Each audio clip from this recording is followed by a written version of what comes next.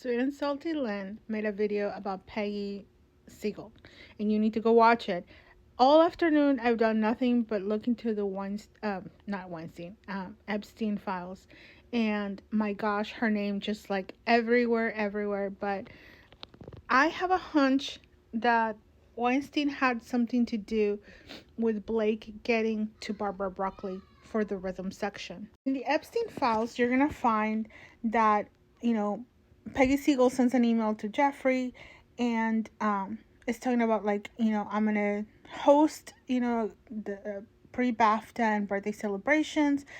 Barbara Broccoli, Jessica the Rothschild, daughter of Sir Evelyn, and I are giving our second annual pre-BAFTA dinner at Spencer something.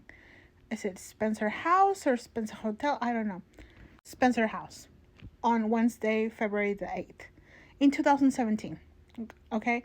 And, I see Steve Gollin mentioned here in the list. Barbara Broccoli, obviously. The Astors, Christiana Mampour, Colin Firth. Tom Ford. This is probably around the time of the King's speech, maybe. I don't know. Or maybe it's just because he's a British actor. Maybe.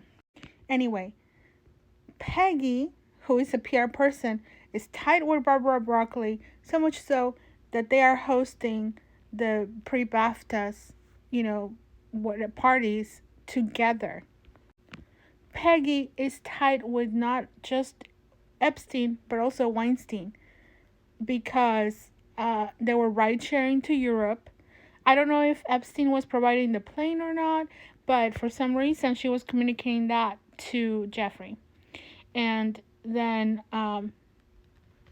look at this email. It says here that freaking Weinstein Harvey paid Peggy 90,000 that he owed her for a year. For what?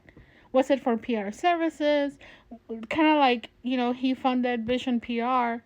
Not 90,000 a year. Like that's not enough. I don't know. Maybe that's the salary. I don't know. I don't know what for. So that's one thing. I really feel like she wasn't gonna get in with Barbara Broccoli by herself. That not only did she pull Reed Morano to go with her, but also it had to be Harvey opening the door through either through his friend Peggy or by himself. Like he's got enough pull, like whatever. Like he probably knew Barbara Broccoli well, by that time. Now, another thing is that I found Ryan Reynolds in the Epstein files, but not the way that you think. So, like, I did find something about him, like about Deadpool. Like, if you search Deadpool, and then somebody asked Jeffrey Epstein, "Have you seen Deadpool?" And then he replied, "Beef jerky." And then that sent me through a rabbit hole because I was like, what do you mean beef jerky? And I searched beef jerky.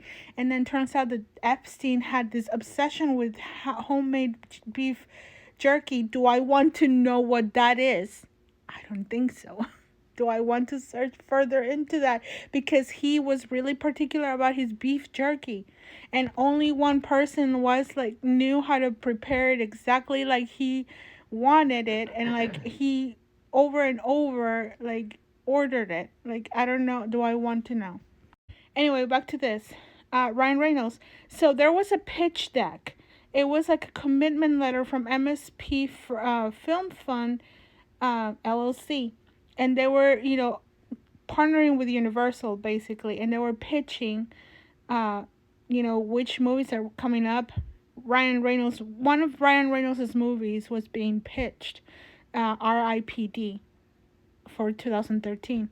You can pause and take a screenshot right here. It tells you how the funding was supposed to work. Basically, Universal was going to fund and distribute, but if they didn't make the money or whatever, make it back, then MSP would cover 25% of the cost or whatever.